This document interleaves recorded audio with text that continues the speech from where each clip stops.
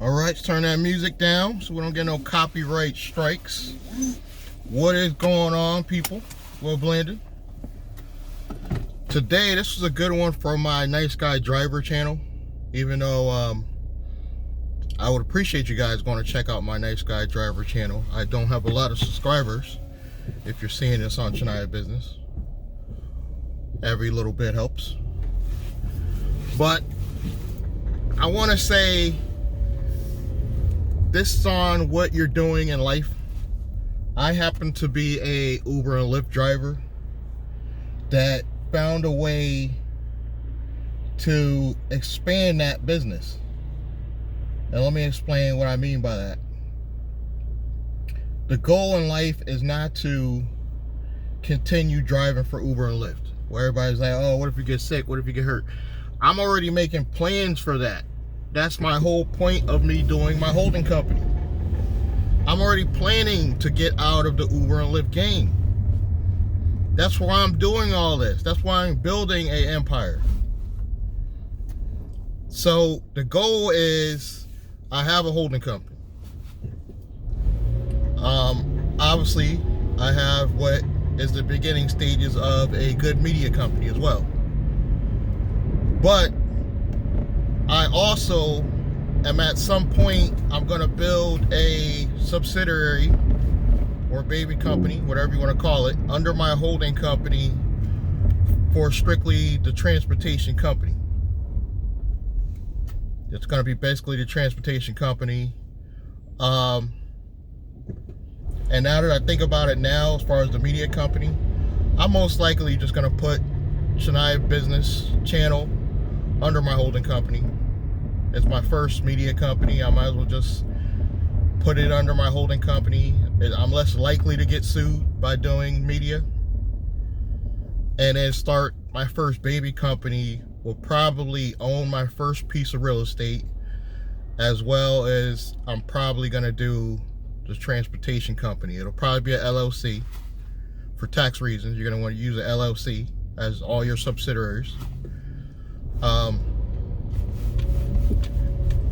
I think that might be risky. That was the original plan. So what I'm going to do is just make this new entity subsidiary just transportation only. You know, just in case of lawsuits, stuff that may occur. And I may just do a separate LLC to hold the property by themselves. I'm more worried about the property. Somebody slips and falls, whatever, you know how that'll go. I don't want them taking the house and then trying to take the transportation company as well.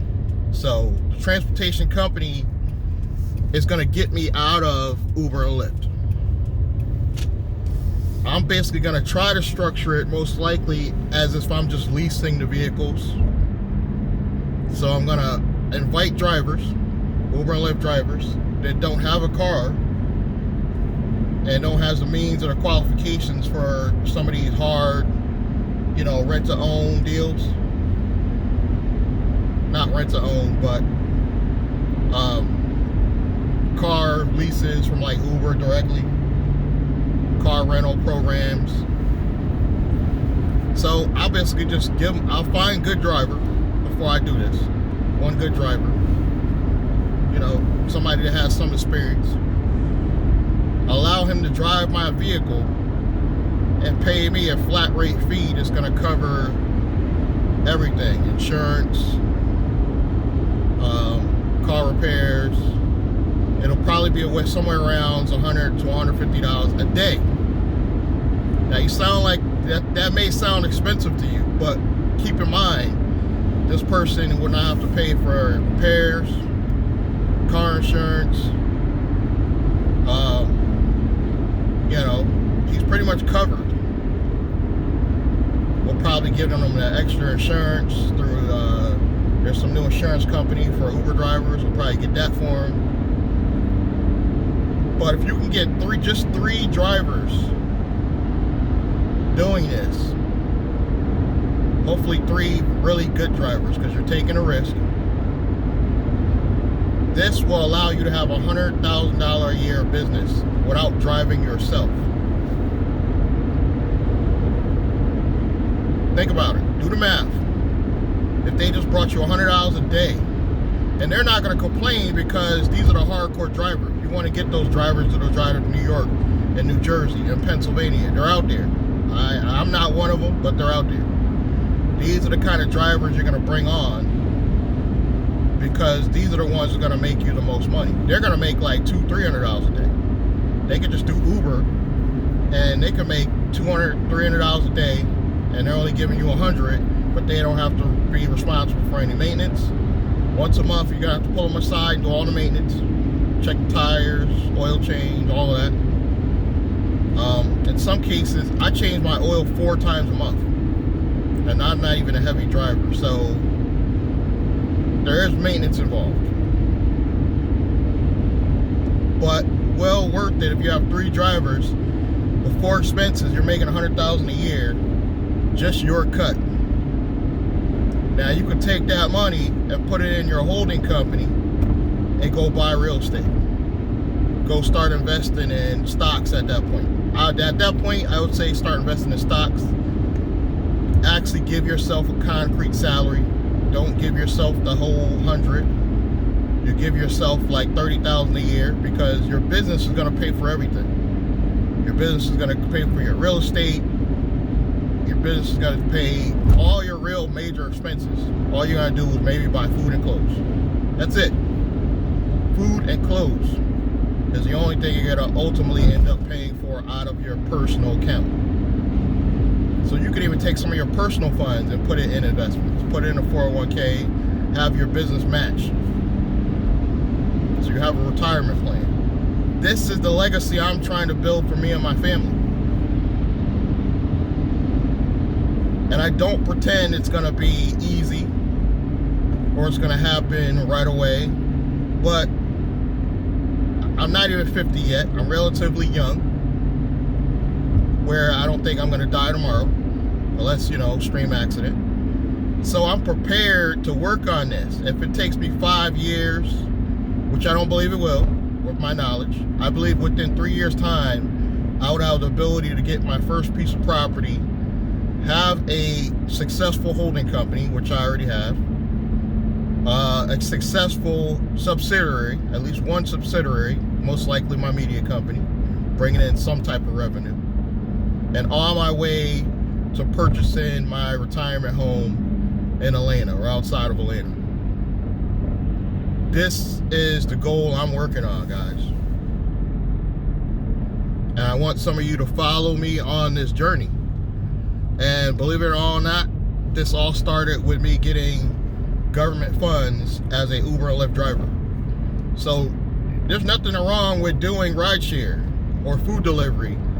There's people out here making $40,000 and $50,000 a year, even now in this pandemic, doing gig jobs that can fund your holding company. You need a side hustle? Start a gig.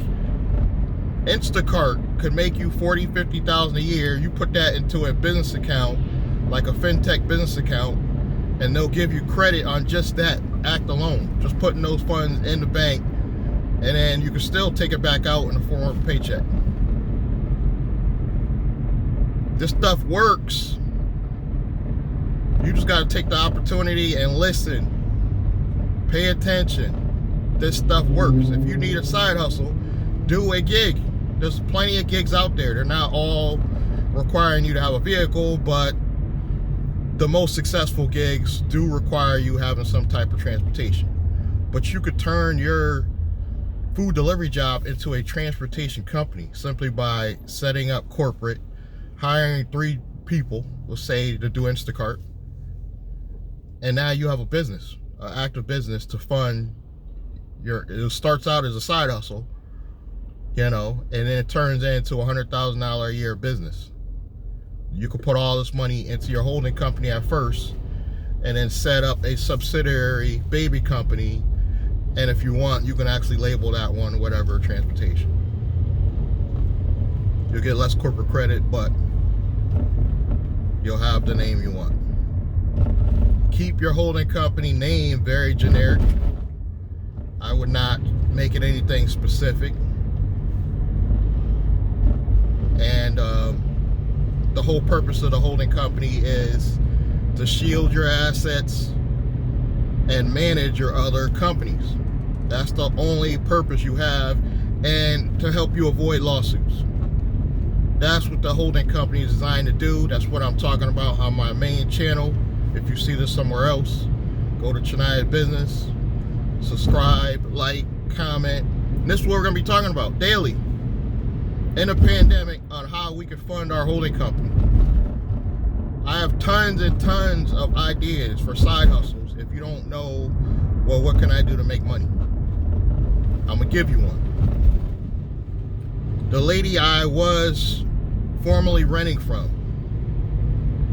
she likes to cook Puerto Rican, empanadas, rice, beans. I told her, start making plates. So now that she begins to make plates, guess what happened? She's making an extra 50, later 100 a day, extra. That's a side hustle that, if you do the math, is worth doing to fund a holding company. Then you could do it, break off a division, subsidiary, label it, whatever, kitchen, so-and-so's kitchen, And then later, if you want to go get a brick and mortar store, you have the name already set up. You have the revenue coming in. All you gotta do is go rent a space, and now you went from plates. I'm not saying she went to a kitchen, but she's making an extra $50 to $100 a day just doing the plates. But if you keep going, you start getting some business credit, some lines of credit. You can actually turn that into a real business after this pandemic is over. Go renting out of space, now you got a kitchen. Find something you enjoy. I actually enjoy what I do as far as, Uber or Lyft. I actually enjoy it. Even when I get a negative day, I'm not as bad as some other drivers because I enjoy what I'm doing. And your side hustle's got to start with something you enjoy doing. But I want to thank you guys for your time listening to me rant on. The key is find something you're passionate about. Let's get something going, a side hustle, and turn it into a holding company and begin an empire and a dynasty for you and your family. I'll catch you guys next time. Subscribe, like, and comment. See you next time.